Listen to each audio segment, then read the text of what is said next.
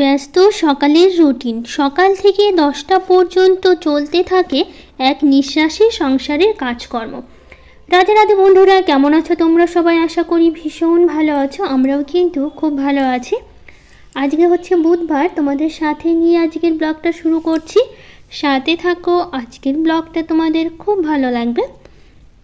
তো কালকে তো আমি অনেকগুলো জামা কাপড় কেচেছিলাম, গোটা ছাদ ভর্তি। বেড কভার ছিল 3টে, সাথে আরও অন্য জামা কাপড়গুলো অনেক ছিল। তো সব কিছু এখন সকাল সকাল উঠে গুছিয়ে নিচ্ছি। গুছিয়ে নিয়ে তারপরে কাজকর্মগুলো করব। সকালবেলা উঠেই আমার কাজ করতে বেশি পছন্দ করি, সেই কারণে আমি সকালবেলা উঠেই সংসারের প্রতিটি কাজকর্ম সেরে ফেলি। পরে আমার কাজ করতে একদমই ভালো লাগে না, তো সেই কারণে হচ্ছে পরে আর সেরকমভাবে কাজকর্ম আমি করি না। তো যাই হোক, তোমাদের সাথে একটা কথা শেয়ার করছি। কিছুদিন ধরে আমার শরীরটা একটু খারাপ লাগছে, তো সেই কারণে হচ্ছে এবার থেকে ব্লগগুলো আমি ছোট ব্লগ তোমাদের সাথে আমি শেয়ার করব। আগে যেরকম হচ্ছে 16, 17 বা 20 মিনিটের ব্লগ শেয়ার করতাম, এখন 10 মিনিট বা এরকমই ব্লগ শেয়ার করব তোমাদের সাথে। তো যাই হোক, যতটা কাজকর্ম সংসারে না করলে হয় না, ততটাই কাজকর্ম তো করতেই হবে। কিন্তু শরীরে যেহেতু একটু খারাপ লাগছে, তো সেই কারণে এবার থেকে কিছুদিন আমি ছোট ব্লগ তোমাদের সাথে শেয়ার করব। আশা করছি আগের মতোই তোমরা আমাকে ভালোবাসা দিবে। তো যাই হোক, এখানে কিছু জামাকাপড় তো মোটামুটি গোছানো হয়ে গেল। এখন এগুলো আমি কিছুটা আলমারিতে তুলব, তারপরে বাকি কাজকর্মগুলো সারব। সাথে কিছু দিদিভাইদের কমেন্টগুলো পড়ে নিই। মিষ্টি দিদির হেসেল থেকে বলেছে, বাহ খুব সুন্দর হয়েছে, আমি ফার্স্ট টাইম তোমার ভিডিও দেখলাম। থ্যাংক ইউ দিদিভাই, তোমাকে অনেক ভালোবাসা এত সুন্দর একটা কমেন্ট করার জন্য। তো বেড কভারগুলো তো সব তুলে নিয়ে ভাঁজ করে নিয়েছি। এখন এখানে যেহেতু বেড কভারগুলো রাখি, তো সে কারণে এখানে বেড কভারগুলো রাখলাম। 3টে বেডরুমের 3টে বেড কভারই আমি কেচে দিয়েছিলাম, তো সেই কারণে সবটা গুছিয়ে নিয়েছি। আর বাবানের পাপার জামা প্যান্টগুলো রাখছি, এখান থেকে নিয়ে বাবানের পাপা অফিসে যায় পরে, সেই কারণে। তো এখন হচ্ছে আমি বিছানাটা ঝেড়ে নিলাম, যেহেতু জামাকাপড়গুলো ভাঁজ করলাম। কিছুটা জামাকাপড় রেখে দিয়েছি যেগুলো আমাদের ঘরে গোছাবো, তো যখন গোছাবো তখন নিয়ে যাবো, আপাতত এখানেই রাখছি। তো বাবান উঠে পড়েছে ঘুম থেকে, তো সেই কারণে ভাবলাম তাহলে আমি সব কিছু গুছিয়ে নিই, যেহেতু বাবান উঠে পড়েছে। সেই কারণে বিছানাটাও ভাবলাম গুছিয়ে নিই। এখানে বা কাঁথাগুলো ভাঁজ করে নিয়েছি। এখন একটু মেঘলা ওয়েদার, তারপরে হচ্ছে বৃষ্টি হলো কদিন আগে, সেই জন্য না একটু ঠান্ডাটা বেড়েছে। কিছুদিন অতটা ঠান্ডা ছিল না, ফ্যান চালাতে হয়েছে কদিন। তো এই বৃষ্টি নামার পর থেকে অনেকটাই আবার ঠান্ডা পড়ে গেছে, এখন আর ফ্যান চালাতে হয় না। রাত্রিবেলা করে কিন্তু কাঁথা গায়ে দিয়ে ঘুমাতে হয়, বেশ ভালোই ঠান্ডা পড়ে। তো আমাদের দুটো কাঁথা লেগেই যায়, যেহেতু 3জন মানুষ, সেই কারণে। তো যাই হোক, সব কাজ সেরে আমি বাসি ঘরটা ঝাড় দিয়ে নিয়েছি। নিয়ে তারপরে হচ্ছে এখন আমি ঘরগুলো মুছে নেব, প্রতিটা ঘর। বাসি ঘরগুলো ঝাড় দেওয়া হয়েছে। আর উঠানটা হচ্ছে বাবানের পাপা ঝাড় দিয়েছে, আমি উঠানটা ঝাড় দিইনি, বাবানের পাপা দিয়ে দিল দেখে আমি আর যাইনি উঠানটা ঝাড় দিতে। তো যাই হোক, এদিকে প্রতিটা ঘরগুলো মুছে নেব, ছোটো ঘরও মুছে নেব। ছোটো ঘরটাও আমি ঝাড় দিয়েছি, সবগুলো ঘরই ঝাড় দিয়েছি। বাসি ঘরগুলো ঝাড় দিয়ে তারপরে হচ্ছে মোছা শুরু করেছি। মুছতেও বেশ অনেকটা সময় লাগে, এত বড় জায়গা ঘরের মধ্যে, আর তার মধ্যে বাড়িটাও তো অনেকটাই বড়, সেই কারণে মুছতে অনেকটা সময় লেগে যায় এখানে। তো হচ্ছে ডিম্পি চক্রবর্তী দিদিভাই বলেছে, তোমার ভিডিও দেখতে খুব ভালো লাগে, কাজের এনার্জি বাড়ে। থ্যাংক ইউ দিদিভাই, তোমাকে অনেক ভালোবাসা। মৌসুমি ব্লগ থেকে দিদিভাই বলেছে, খুব সুন্দর হয়েছে ভিডিওটা দিদিভাই, ভালোবাসা অবিরাম রইল সব সময়। দিদিভাই এভাবেই এগিয়ে যাও দিদিভাই। থ্যাংক ইউ দিদিভাই, তোমাকে অনেক ভালোবাসা এত সুন্দর করে বলার জন্য, এত ভালোবাসা দেওয়ার জন্য। বাবলি বলেছে, তুমি লোহার কড়াতে লুচি ভাজবে, তাহলে মাজতে কষ্ট কম হবে। সিলভারের কড়াগুলো বড্ড পুড়ে যায়।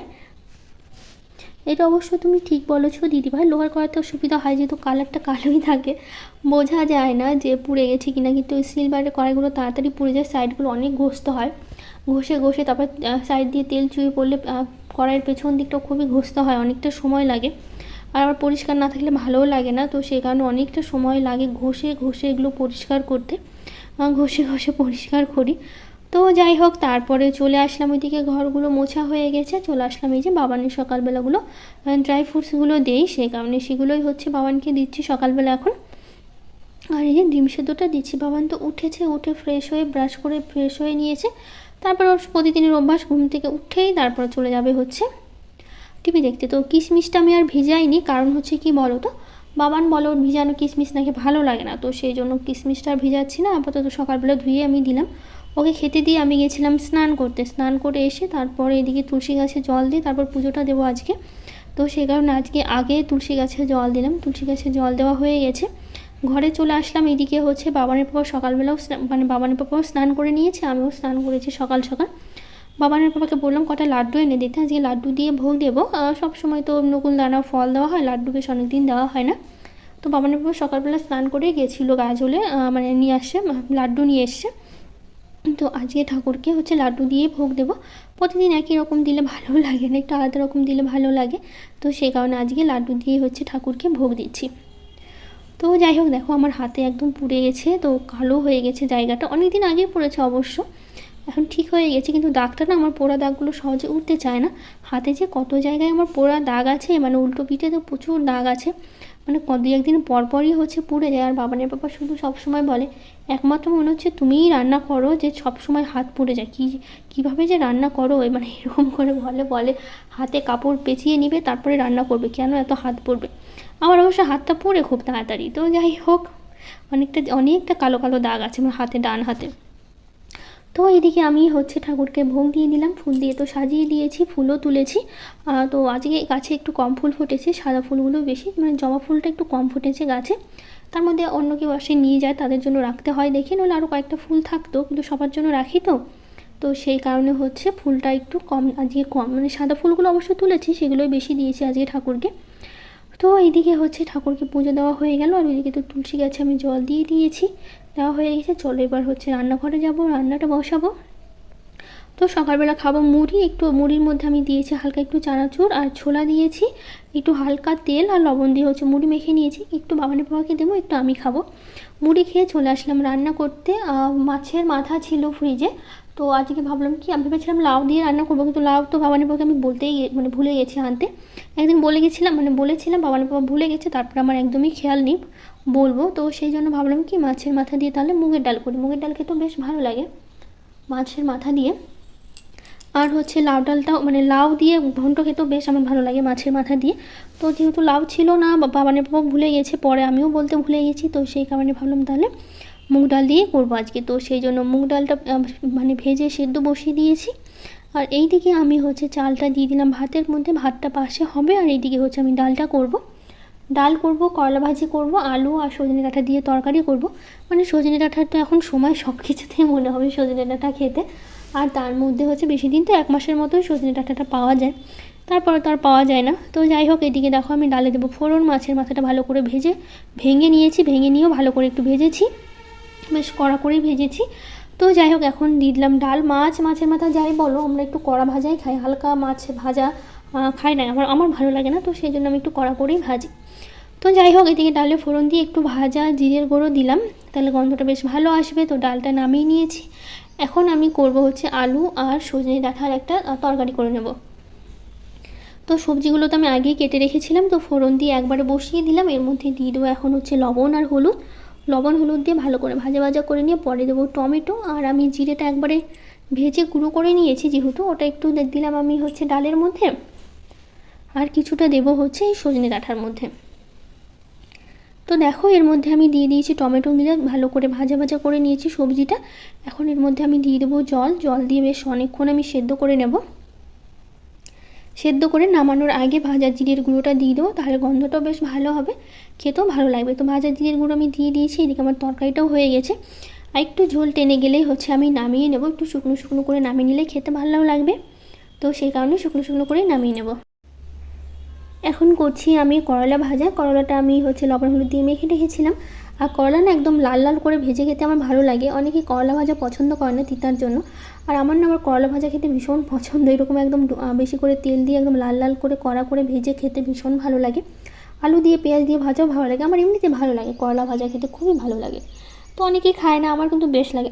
আলু ভাতের মধ্যে আলু দিয়ে করলা দিয়ে সেদ্ধ করে একসাথে মাখালেও বেশ ভালো লাগে খেতে। করলা আমার বরাবরই খুবই পছন্দের। তো যাই হোক, ওইদিকে রান্নাবাড়ি শেষ করলাম। তো রান্নাটা অনেক আগেই হয়ে গেছে, আমার হাতে অনেক সময় ছিল।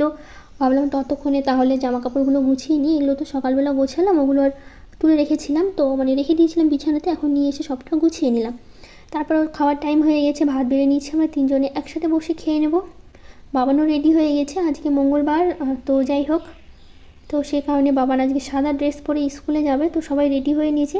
খাওয়া দাওয়া শেষ করে একবার বিকেলবেলা থেকে ব্লগটা শুরু করছি। বাবানের পাপাই আজকে বাবানকে নিয়ে এসে স্কুল থেকে, আমি যাইনি, ওর ছুটি হয়ে গেছে তাড়াতাড়ি তার জন্য। তো যাই হোক, এই যে কিছু ফুলের গাছ ছিল শুকিয়ে গেছে, একদম ফুল ফোটে না এখন।